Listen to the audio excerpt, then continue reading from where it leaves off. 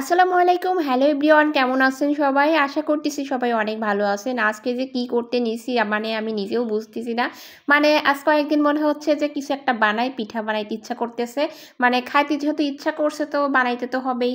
তো সেইজন্য হচ্ছে আমি এখানে অল্প পরিমাণে মানে ১ পট আলো চাল বা আতপ চাল হচ্ছে ভিজায় রাখছি।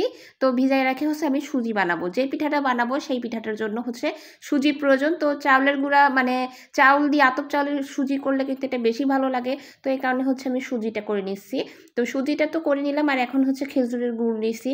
শীতের সময় হচ্ছে খেজুরের গুড় তো আমি কিনে সংরক্ষণ করে রাখছিলাম ফ্রিজে, তো আজকে হচ্ছে নামাই নিলাম। মানে শীত চলে যাবার পরে খেজুরের গুড়ের পিঠা খাইতে কিন্তু ভালোই লাগে আমার কাছে। তো এদিকে সুজি তো আমার রেডি, ভাবলাম সুজিটা একটু ভাজে নেব হালকা করে। আসলে পাটায় বেটে নিছি সুজি।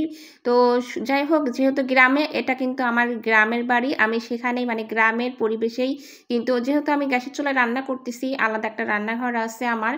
তো গ্রামের ভিডিও আর কি বলতে পারেন এটা। তো আমি রান্না করতেছি এখানে হচ্ছে সুজি আর দুধ আর হচ্ছে খেজুরের গুড় দিয়ে হচ্ছে হালুয়া বানাই নিচ্ছি আগে।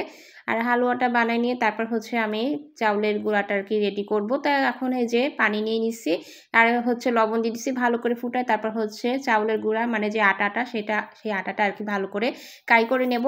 তো যাই হোক, এই কাজটা হচ্ছে খুব সতর্কভাবেই করতে হয়। মানে আমি নিজেও এই কাজটা করতে গেলে একটু বেশ মানে চিন্তা ভাবনা ধীরে সুস্থে আর কি করার চেষ্টা করি। মানে অনেক সময় ভুল ত্রুটি হয়ে যায়, হয়তো আটাটা ভালো মতো সেদ্ধ হয় না বা নানান ধরনের সমস্যা হতে পারে এই কারণে।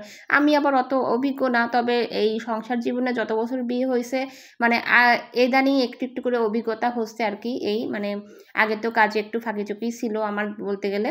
মানে হচ্ছে বিয়ে হওয়ার সাথে সাথে অতটা সংসারী হয়ে উঠতে পারিনি, তারপরে আস্তে আস্তে সংসারী হয়ে উঠলাম। আর এই পিঠা হচ্ছে আমি এই প্রথম বানাচ্ছি এই পিঠাটা, মানে নিজ দায়িত্বে নিজের হাতে এই পিঠাটা সম্পূর্ণ আর কি। তো এই কারণে হচ্ছে একটু অন্যরকম লাগছে। পিঠাটা আসলে ঠিকমতো বানাইতে পারবো কিনা, আর এটা যেহেতু হাতে বানানোর একটা বিষয়, তো যে এই যে পিঠাটা বানানোর জন্য কিন্তু আমার আটাটা আমি রেডি করে নিচ্ছি।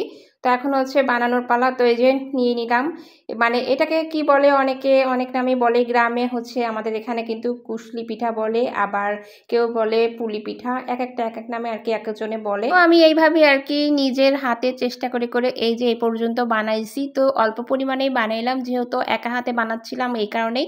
তো পিঠাগুলো হচ্ছে এখন আমি হচ্ছে রাইস কুকারে দিয়ে দেব, মানে এই রাইস কুকারে আর কি ভাপ দেওয়ার জন্য। তো এটাতেই আমার কাছে সুবিধা মনে হলো এই কারণেই।